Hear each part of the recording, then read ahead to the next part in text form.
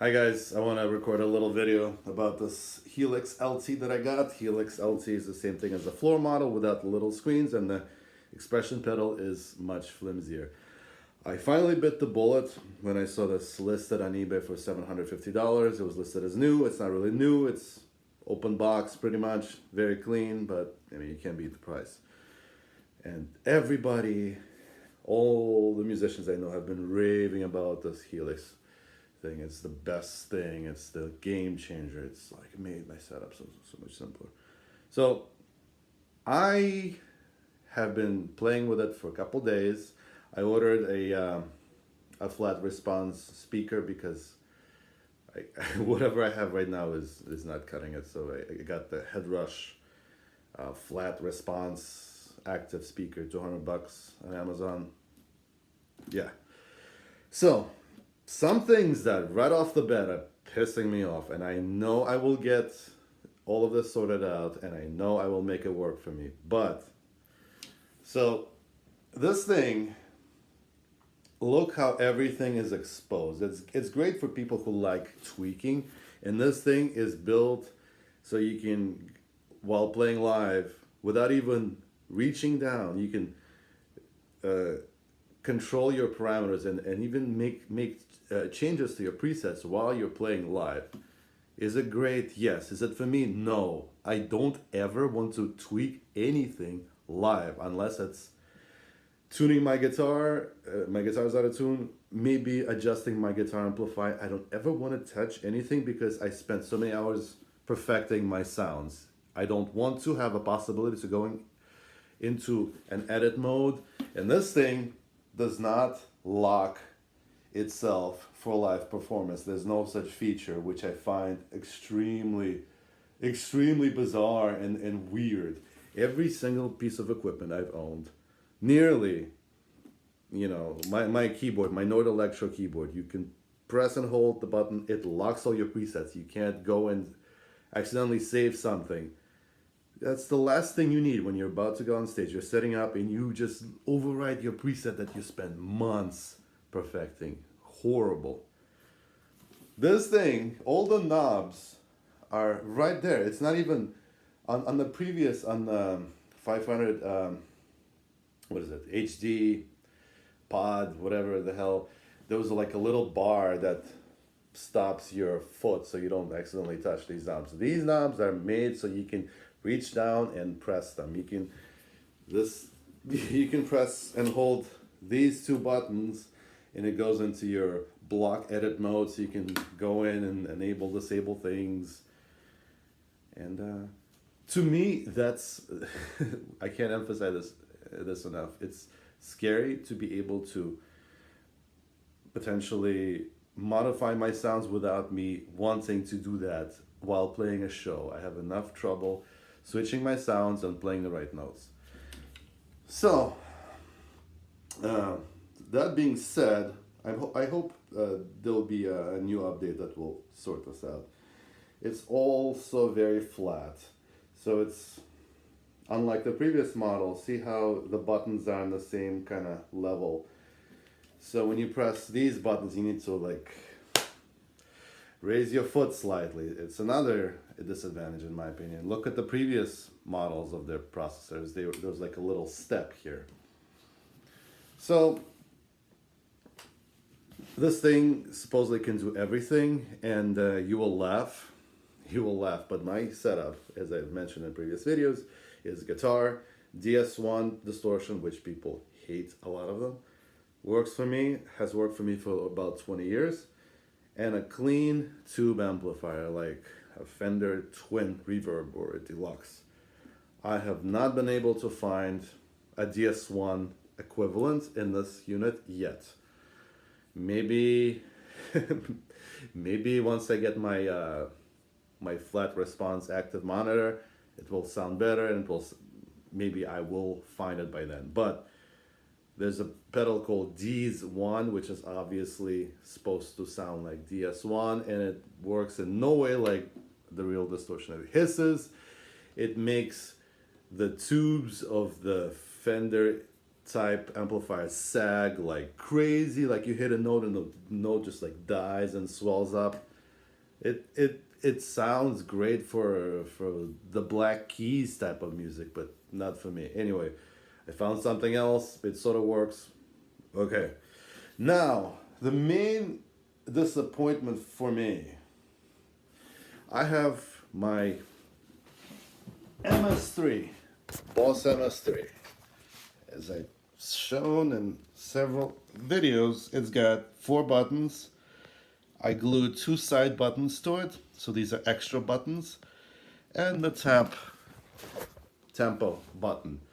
Between these 7 buttons, basically 6, I can get, and I counted 15 sounds.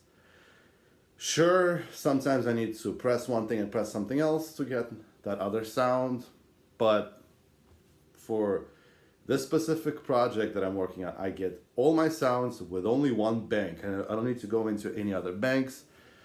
I lock my unit, so all I have is just these 4 plus 2 buttons. And when I lock my unit, the knobs don't do anything, the buttons, the extra little buttons don't do anything. I can't mess up my presets. Here, I was thinking and thinking and thinking, and for me to cover the same sounds that this thing can do in one bank, I need to use 3 presets. So how the Helix works, the game-changing thing, is that they introduced this thing called snapshots. So basically you have banks. Inside the bank you have preset. And when you switch presets, like any other processor, there's a slight silence because it needs to dump everything out of the memory, reload everything from the memory. So people have been bitching and moaning about the fact that preset switching gives you that silence. So, but this has presets. Inside the presets, you can have snapshots. Snapshots is you take everything in the preset. You can add as much stuff as you want in your preset. And then you can turn various things on or off and save it into a snapshot. Now, when you switch between snapshots, there's no audible silence. It's immediate, and that's fantastic. So it's you can think of them as presets, but they work differently, and there's no silence. So preset, snapshot, and then inside each one of the preset, you can go into a stomp box mode. So it's one preset has 2 things basically. You can have snapshots, and then you can assign the same switches, all of them, all 8 of them, to control 1 or more stomp boxes individually. Meaning you can, for example, press this button, it will turn on your distortion. Press it again, it turns it off. You can assign this button so that when you press it, it turns on the EQ and turns off the delay, for example. You lift it off, it brings it back to the original state. But in the snapshot mode, there's no what I really like about the MS3 is there's no momentary switching. What if you want to engage some sound while holding the button with your foot? There's no such thing. You can only switch your different sounds. If you are inside the stomp box mode, you can assign momentary switching, but one pedal can only be assigned to one switch. You can, let me clarify this. You can assign, for example, distortion and reverb to this button, but the same distortion you cannot assign to this button along with another effect. Once it's used by this button, the same effect cannot be programmed to any other switch. Why? No reason. I don't see any software limitation being the cause of this. I think it's just a deliberate oversight, or just a deliberate oversight to make more improvements and release more software, and like in a couple of years that will be taken care of. So And why do I need the momentary switch? You may ask me. Some of my in my set, I have some obnoxious sounds, I call them. For example, the envelope filter. I don't want to engage it and disengage it. I just want to press the button, it turns on, lift the foot, it turns off. They could have done it with the stomp box mode, where you can, this button can turn on envelope filter and turn off the delay and turn off the EQ if it was already on, or this one, for example, turns on the reverb and the EQ. They could have easily done that.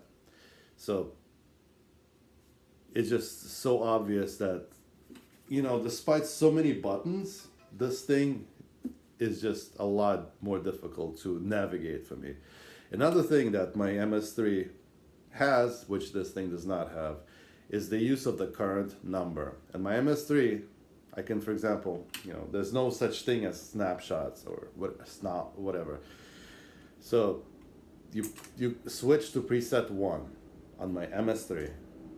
Once you're in this preset 1, you can now press this button again and it will turn something on. Press it again, it turns something off. Or you can momentarily engage something, or, you know, disengage it. So it's using this button, since you're already in this preset or snapshot or whatever the hell, this button can be doing something else in addition. But on this unit, once you're in this preset or snapshot, this pressing this button again accomplishes nothing. So it's just poor design, in my opinion. Look how many buttons there are compared to my MS3. 4 plus 2 plus 1. 7 buttons, and here you have how many? Up and down and this and that. Alright, so that being said, it's at the same time, it's incredibly powerful. I can already see how many different features it has, which this one does not have. Maybe it's not necessarily needed for me yet, but just to program these, even the concept of the snapshots, how you can seamlessly switch between two completely different sounds without any lag, how you can control things with the expression pedal. You can, for example, control the distortion and the overall volume with this. So you can like engage the distortion and bring down the volume, for example. I think that's really great. The fact that it's all self-contained, you don't need to use an actual physical guitar amplifier. It's not like it's something new, but I believe they've taken it to a whole new level. So thanks for watching. Thanks for watching me rant. I think in a few weeks I will dial in my sounds. But once again, how come this little cheap pedal in one bank, 4 presets plus the side buttons, covers all of my sounds? And by presets, I mean just 1, 2, 3, 4. Covers all my sounds. This thing, I need 3 presets with snapshots and individual stomp boxes to accomplish the same thing. Thanks.